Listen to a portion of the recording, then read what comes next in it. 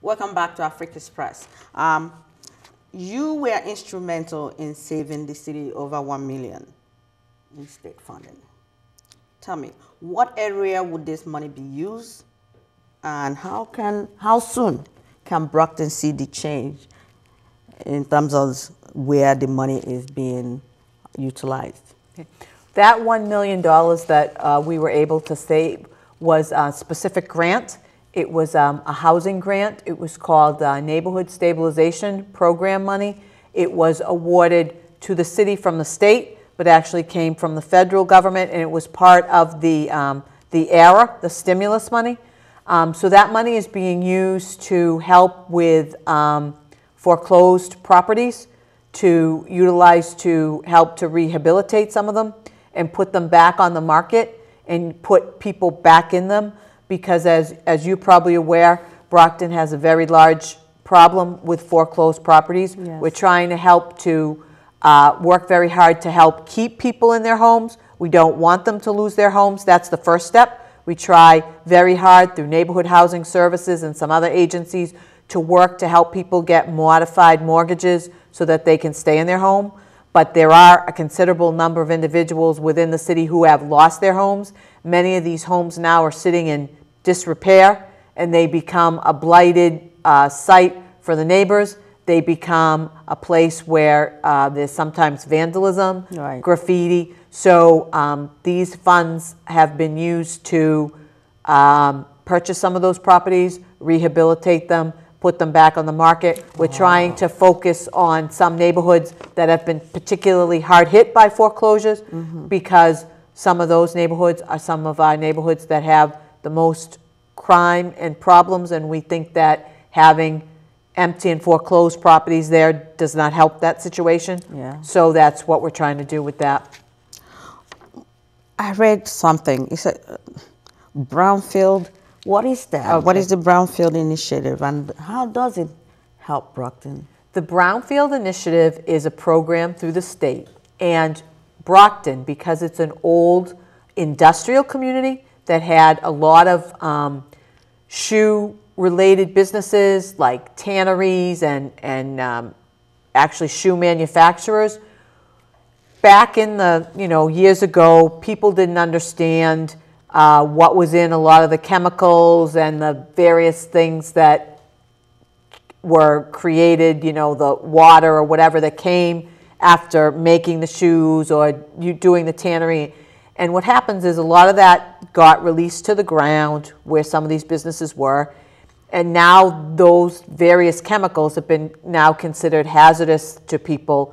And so a property becomes called a brownfield when it is, it might have some of that contamination on it.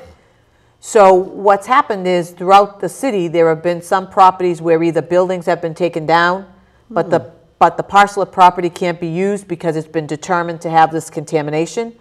There's some properties where the buildings are still standing there, but we know that that contamination is there, so no one will buy the buildings because they're too expensive to do anything with because they have this contamination.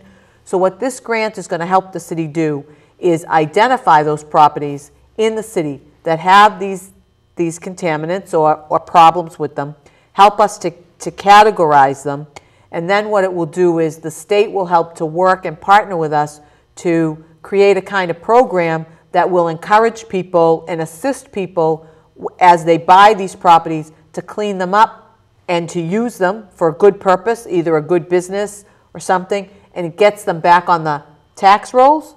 So you get a business on this property that was once contaminated and unusable, and it becomes tax revenue, tax generating, and gets rid of the blight. One of the projects, and I don't know if you're familiar with it, there's a Bright Fields, the solar fields in Brockton. Yes. That was, we call that project Brownfields to Bright Fields because it was a brownfield. And it's actually in the neighborhood that I grew up in. It was a large parcel that had been contaminated years ago. It was capped off and sealed and all the contaminants taken care of. And now it's a solar field and it's generating electricity. And that's one of the things that you can do with brownfields is you can turn them into either solar fields or some kind of electric generating facility, or you build a business on them. So that's what we're hoping is going to happen, that some properties that haven't been used in a long time will be. You said that maintaining the city's financial stability has been your biggest challenge as a mayor. How so? Well, because the last year and the previous 3 years in the city, local aid has been cut, and it's going to be cut again this year. Our tax base, our business revenue isn't growing. Taxpayers, residential taxpayers in the city, homeowners, can't afford to pay more. So with Proposition 2.5, the only way for a taxpayer to pay more is if they would go to the polls and agree to pay more. And most people know they can't afford to, so they won't agree to it. So our revenues are somewhat declining, and so it's difficult to continue to maintain the services that we're providing to the community, because the cost of everything is going up. Cost of electricity, cost of oil, cost of gasoline, all those things that people see going up in their household, they go up for the city too, and there's not enough money coming in to meet that balance. So what ends up happening is you have to cut, and you try to cut things that aren't going to impact people or impact services, but we're at a point where that's becoming very difficult. This budget's going to be very, very difficult. I think people are going to see a reduction in their services for the first time. Brockton has Brockton schools, especially Brockton High School, has been doing very well within the state. However, there's still a group that is still lagging behind. And